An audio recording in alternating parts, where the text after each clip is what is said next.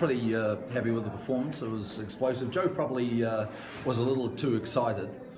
I had to slow him down and cool him down a wee bit after the first round. He was trying too hard to knock him out. I think we came into this fight with huge confidence, and after having probably our best ever training camp, and Joe felt that he was going to knock him out at any stage. So I said to him, "Come on, mate, slow things down. The knockout will come. Just get back in behind your jab." And there were a couple of things that we worked on in the gym that he sort of forgot about in the first round, and we were just having a little pep talk before over how we could have made the fight a lot easier and a lot quicker. That was very noticeable in the second round. He definitely slowed down a lot, didn't he? So were you quite happy with what he did in the second and third after that? Oh, well, I had to be happy with what he did in the third because the fight was all over after 1 minute. The second round, I needed him to slow down. I wanted him to pick his punches instead of just letting the bombs go all the time. Were you surprised that Kali didn't do more? No, I'm not. I think Kali did much more than I actually thought he would. Kali's a hell of a warrior. He's one tough guy, and I think we've seen in the last couple of Joseph Parker fights that when he hits guys, they usually go out.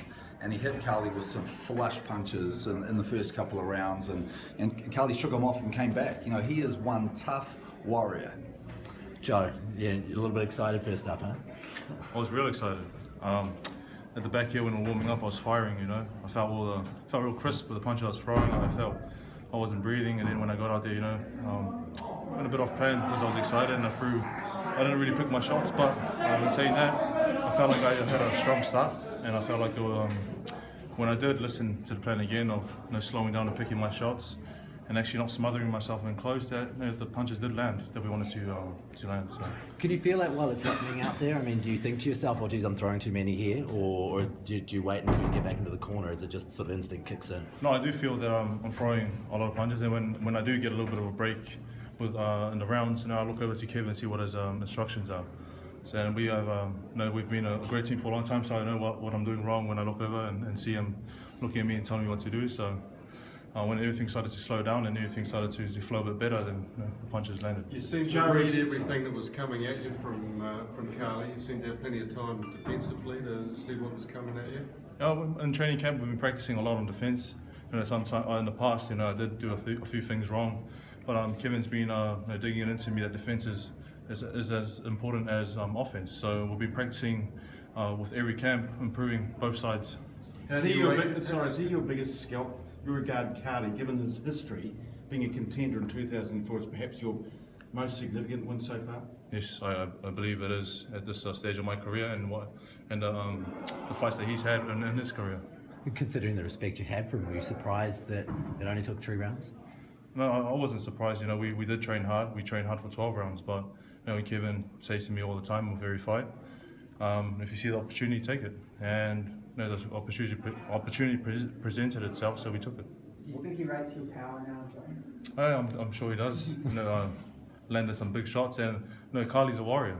He came prepared, and some of the punches I threw in the first one usually knocks out some people or hurts them. Second round started throwing to the body a little bit more. Was that something that you mentioned, Kevin, or was that just part of the game? That was mentioned to Joe after the first round when he came back. That was part of our game plan, was to go to the body and slow Kali down early, and I think you saw Joe land some vicious body shots in the second round. He did hurt him with a body shot, yes. Kevin, you're off to Samoa next week. You're fighting in Clawlands December. Pretty busy schedule. What's the plan for Samoa? As far as the big announcement next week? Well, I'll have to bring Mr. Lonigan. Oh, bring Dino. I've got to bring my boss in now. Look, obviously Joe's got a very busy schedule. Next up fighters in Clawlands. We're close to signing an opponent right now. We'll be announcing that in the next sort of week or two. And then obviously we're going to launch the fight big in Samoa. We're going to tie down date, venues, and all sorts of things we presented to the media and the press. But it's going to, it's a big deal, Joseph, going to Samoa.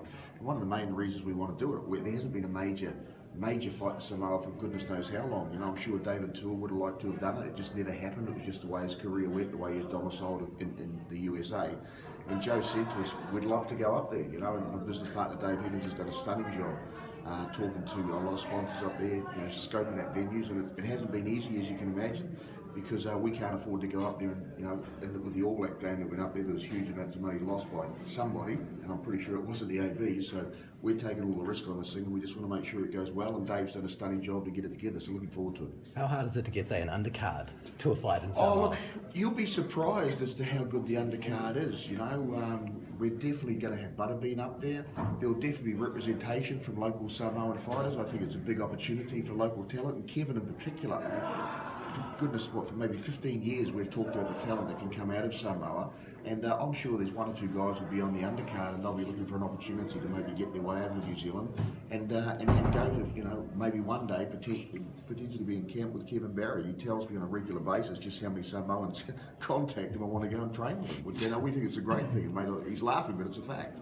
Speaking of undercard, Izu's fight, do you feel like you need something a bit tougher for Izu right now? Yeah, most definitely. We thought that this guy was going to bring a lot more of a fight than he actually did, and I think you can all see just by what Izu did in the first round. The guy is a very, very solid heavyweight with a lot of ability and a lot of potential, and we definitely need to step up his opposition, don't we, Dean Lonergan? We 100% do, and I don't know, a lot of you guys wouldn't know this, but that fight was broadcast back into Poland through Polsat. You notice that Izu addressed the Polish people in his native tongue. And, we'd like to think we can extend that out over a multiple fight deal, and I'll be heading back to Warsaw sometime soon to sit down and, talk about future fights going forward.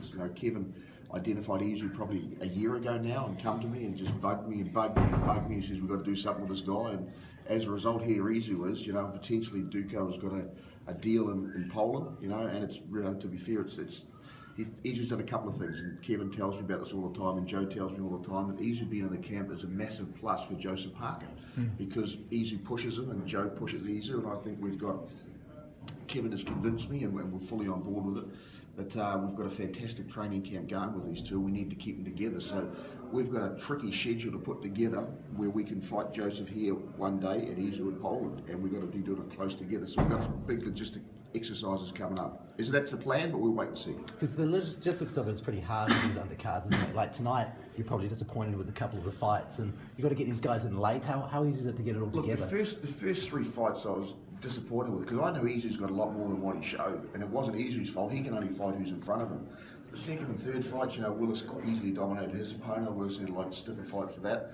The third fight wasn't so great. Then the night come alive in the back of Butterbean, and then obviously Jeff Horn was just a tough fight. It was a good tough fight if you're into boxing. And the last fight I thought was stunning. As Kevin and Joe have both said, Kali brought a lot to the table. Firstly, he's been fantastic in the media without trash talking. He's got his points across. And secondly, he came in and he got belted in the first round, he got belted in the second round, he got belted in the third round. And a lot of Joe's opponents prior to this would have stayed down, but Kali kept getting up. And I think that's testament to him. And I think, as Kev said, he's a warrior. And I tell you what, I think the warrior gene goes all through the family. So Willis, I think, is a great prospect as well. Kevin, a quick question. You like Kali because of his size for this fight.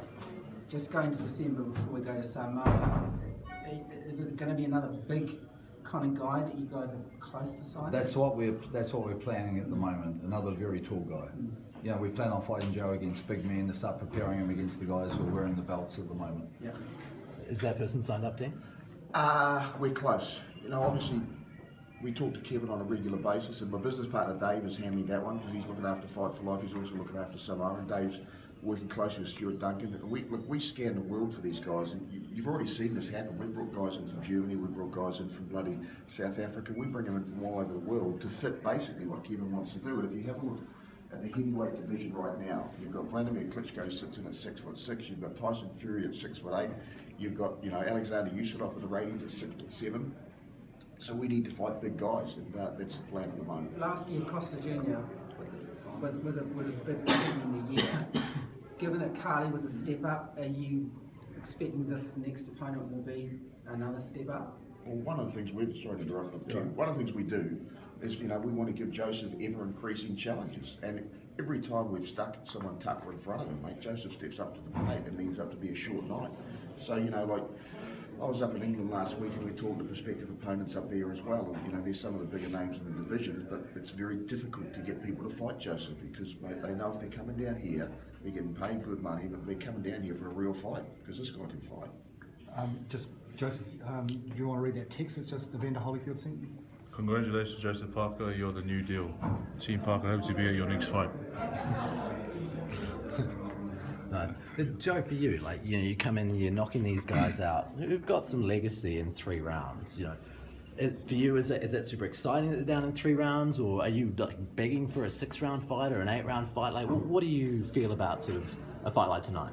You know, when I take it back to training camp, we train for 12 rounds. I can't really control if the punches land and the person goes down.